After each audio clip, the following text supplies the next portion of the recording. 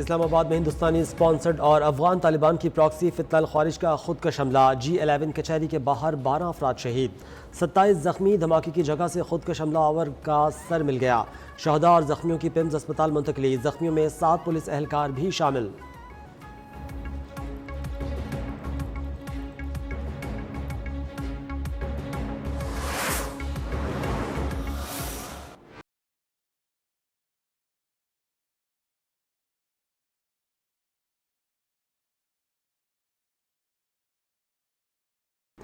Cadet college वाना के अंदर मौजूद 3 खारजियों के खिलाफ ऑपरेशन जारी। सिक्योरिटी जराये के मुताबिक 525 कैडेट समेत तकरीबन 625 अफराद मौजूद थे। सिक्योरिटी फोर्सेस ने अब तक 115 अफराद को बाहिफाजत रेस्क्यू कर लिया है। दहशतगर्द टेलीफोन पर अफगानिस्तान से हिदायत ले रहे हैं। सिक्योरिटी फोर्सेस की कार्रवाई में 2 खारिज जहन्नुम वासिल हो चुके। सिक्योरिटी अबूर करने में नाकामी पर दहशतगर्दों ने बारूद से भरी गाड़ी मरकजी दरवाजे से टकरा दी, जिससे इमारत को नुकसान पहुंचा।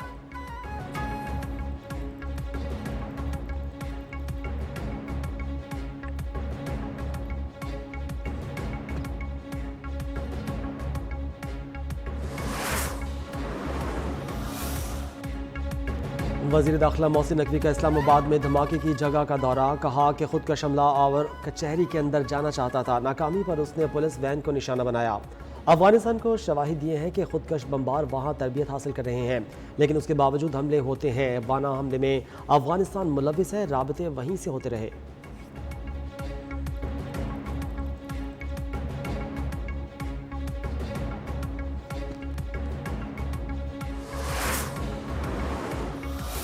It is most unfortunate that militant groups continue to imperil peace, not only within Afghanistan but also beyond its borders.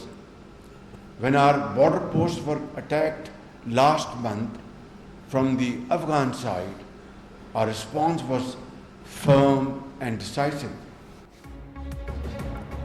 Afghanistan कालेदम TTP और दीगर दहशतगर्द गिरोह के खिलाफ कार्रवाई पाकिस्तान ताउन करेगा। वज़ीर आज़म शहबाज शरीफ की पेशकश। स्पीकर्स कॉन्फ्रेंस के खिताब में कहा कि पाकिस्तान को मशरिकी सरहदों से जारहियत का सामना रहा।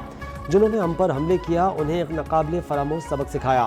कहा पाकिस्तान की सिक्योरिटी फोर्सेज ने दुश्मन के अज़ाइम नाकाम बनाए। पाकिस्तान अपनी इलाकाई खुद मुख्तारी पर कोई समझौता नहीं करेगा।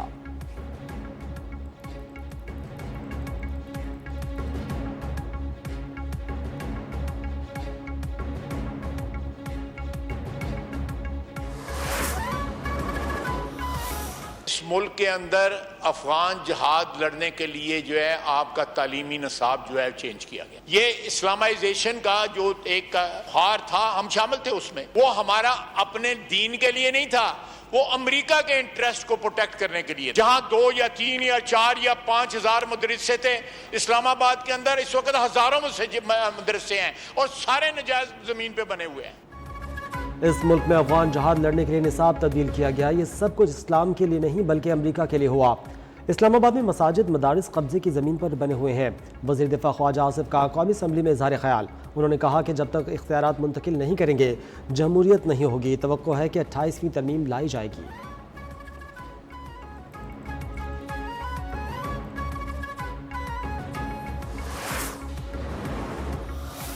मुल्क की मुआशी निज़ाम ही बिठा दिया सुओ मोटो ने। किस किस का जिक्र करें, स्टील मिल से शुरू करें। जो सुओ मोटो का इख्तियार है वो सेनेट में जो बिल पास हुआ है उसे ख़त्म किया गया है। माजी में सर आर्टिकल 200 के तहत तबादले हुए, वो चैलेंज भी हुए, कोर्ट के सामने गए। जो जजेस की परफॉर्मेंस एवेल्यूएशन कर सकता है उसी कमीशन को ये इख्तियार दिया गया कि वो कमीशन तबादला करे।